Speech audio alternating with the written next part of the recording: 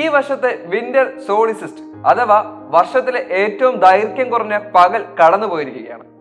വടക്കൻ അർദ്ധഗോളത്തിൽ ശൈത്യകാലത്തിന്റെയും ദക്ഷിണ അർദ്ധഗോളത്തിൽ വേനൽക്കാലത്തിന്റെയും തുടക്കമാകുന്നതും അപ്പോഴാണ്. തിരുവനന്തപുരത്ത് ശനിയാഴ്ച രാവിലെ 6:31 സൂര്യൻ ഉദിച്ചത്. സൂര്യൻ അസ്തമിച്ചതാകട്ടെ 6:09. അതായത് വെറും 11 മണിക്കൂർ 38 മിനിറ്റ് മാത്രമായിരുന്നു പകലിന്റെ ആകെയുള്ള ദൈർഘ്യം. National aeronautics and space administration പറയുന്നത് പ്രകാരം ശീതകാല സോളിസ്റ്റിസ് പുലർച്ചെ 4:20 പ്രതീക്ഷിക്കാവുന്നതാണ്. എന്നാൽ ഇന്ത്യയിൽ ഇത് ഡിസംബർ 21 ഏകദേശം 2:30 നടന്നത്.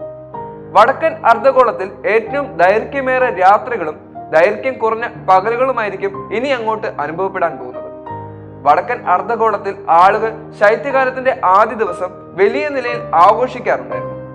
അതേസമയം തെക്കൻ അർദ്ധഗോളത്തിൽ ഈ ദിവസം വേനൽക്കാലത്തിന്റെ ആരംഭം കൂടിയാണ്.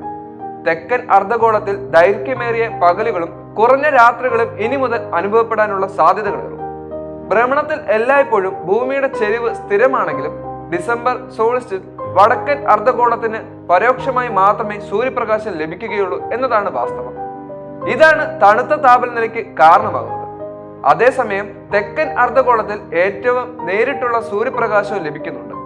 ഇത് താപനില വർദ്ധിക്കാൻ കാരണമാവുകയും ചെയ്യും. ജൂൺ സോളിസ്റ്റിൽ ഇത് വിപരീത ദിശയിലായിരിക്കും സൂര്യൻ നടക്കുന്നത്.